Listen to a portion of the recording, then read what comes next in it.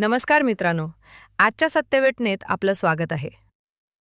आपण नेहमी बघतो की पुरुष हा वेगवेगळी व्यसनं करतो. बिडी, तंबाखू आणि काही ना काही चालूच असते. कोणाला बाईचा नाहीतर बाटलीचा. नाद हा असतोच. पण आजच्या युगात बाई पण कुठे मागे नाही. नवऱ्यासोबत बसून पिणाऱ्या महिलासुद्धा आहेत. एवढेच नाही तर तरुण मुलीसुद्धा रिक्षामध्ये बसून जॉईंट फुकतात आणि नको नको त्या गोष्टीसुद्धा करतात. आज आपण अशा एका बाईची घटना ऐकणार आहोत, जिने व्यसन आणि वासना या दोन गोष्टीमुळे आयुष्याची वाट लावली.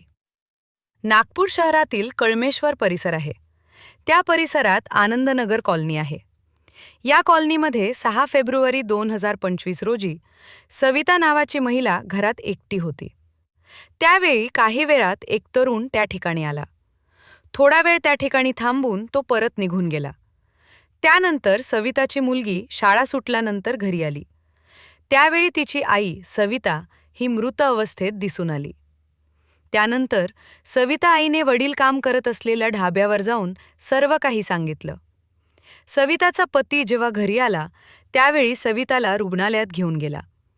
पण रुग्णालयात घेऊन गेल्यानंतर डॉक्टरांनी तिला मृत घोषित केले.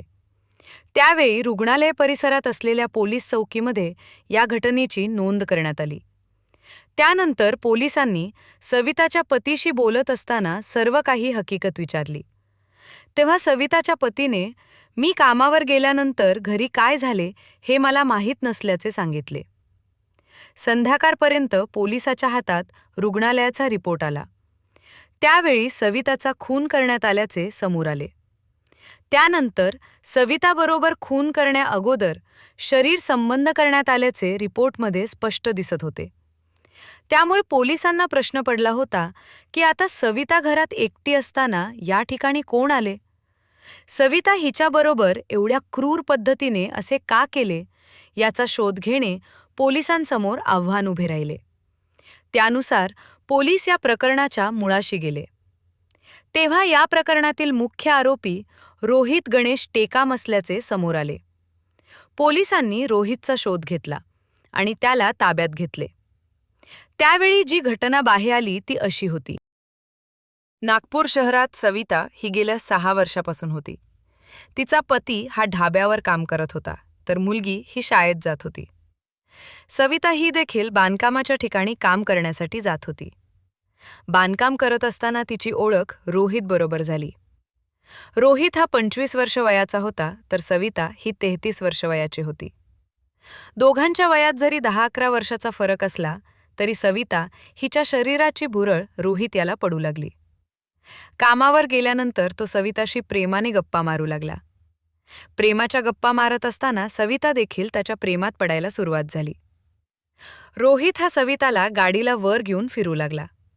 त्यामुळे दोघे कधीकधी हॉटेलमध्ये तर कधी अडराणाच्या ठिकाणी जाऊन दारूचा आस्वाद घेऊ लागले. त्यामुळे सविता हिला देखील दारूचे व्यसन जडले. घरात मुलगी होती, पती ढाब्यावर काम करायला जात होता, तरी देखील सविता हिला दारूच्या व्यसनाने ग्रासले होते. आता जी काही सविता हिची सवय होती, एकदा दारू पिली की तिला पुन्हा काही कळत नव्हते. त्याचाच गैरफायदा घेत रोहित हा सविताबरोबर संबंध करायचा. त्यावेळी सविता हिला देखील सर्व काही आवडू लागले होते. दोघांमध्ये जे काही संबंध चालू होते याबद्दल सविताच्या पतीला काहीच माहीत नव्हते. सर्व काही अनैतिक प्रकारे चालू होतं.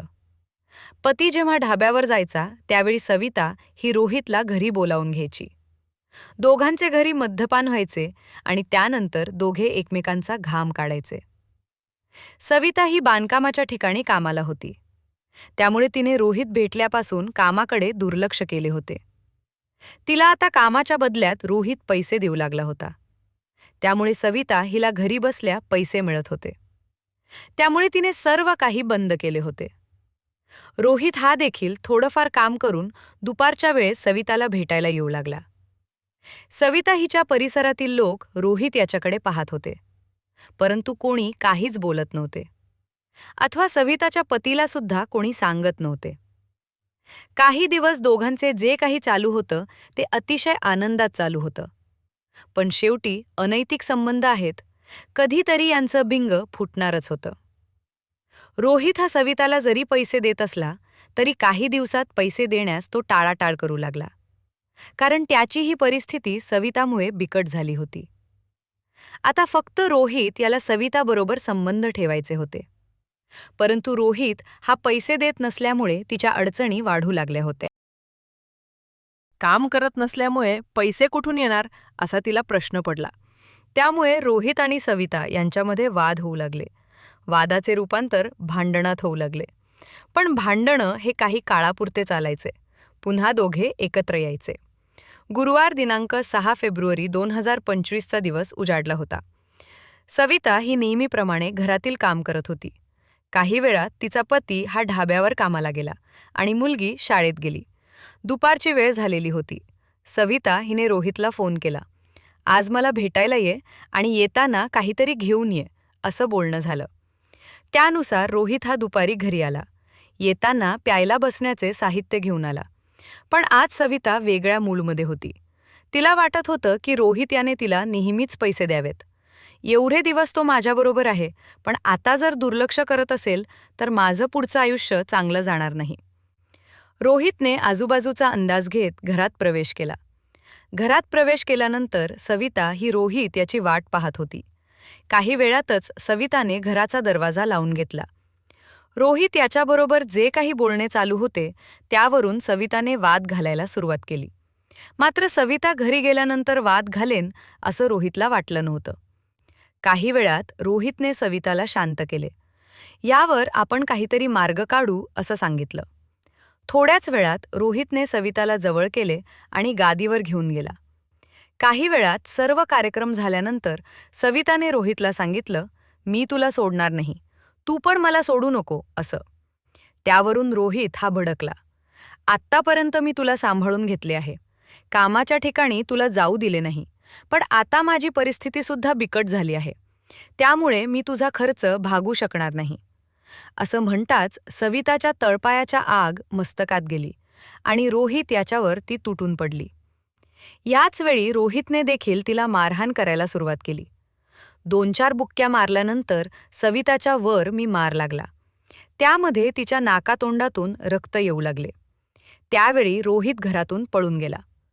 दुपारी आलेला रोहित याने 4 वाजेपर्यंत सविताच्या बरोबर वेळ घालवला आणि जाताना घराचा दरवाजा लावून घेतला. थोड्याच वेळात तिची मुलगी शाळेतून घरी आली. त्यावेळी तिने आई सविता हिला रक्ताच्या थारोळ्यात पडलेले पाहिले. त्यावेळी ती ढाब्यावर वडिलांकडे पळत गेली. वडिलांना सर्व काही सांगितले.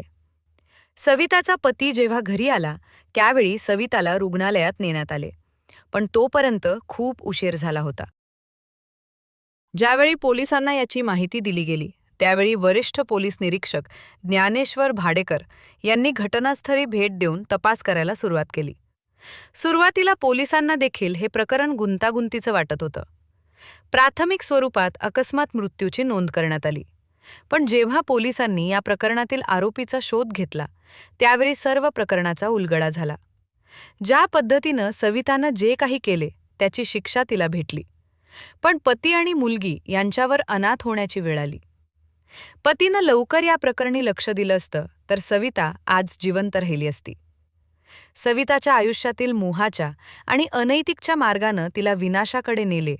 रोहितच्या प्रेमाच्या आंधळ्या आकर्षणात ती वाहवत गेली, पण त्याचे परिणाम तिला आणि तिच्या कुटुंबाला भोगावे लागले. तिच्या चुकीच्या निवडीमुळे नवरा आणि मुलगी अनाथ झाले. समाजाने अशा घटनांमधून शिकले पाहिजे की कोणत्याही परिस्थितीत सत्यनिष्ठा आणि कर्तव्य यांना विसरता कामा नये. कुटुंबातील सदस्यांनी एकमेकांशी संवाद साधून विश्वास निर्माण करायला हवा, जेणेकरून अशी परिस्थिती टाळता येईल. आयुष्याचा मार्ग निवडताना क्षणिक सुखापेक्षा दीर्घकालीन परिणामाचा विचार करणे आवश्यक आहे. या घटनेबद्दल आणि सविताबद्दल तुम्हाला काय वाटते? कमेंट्समध्ये नक्की कळवा. धन्यवाद.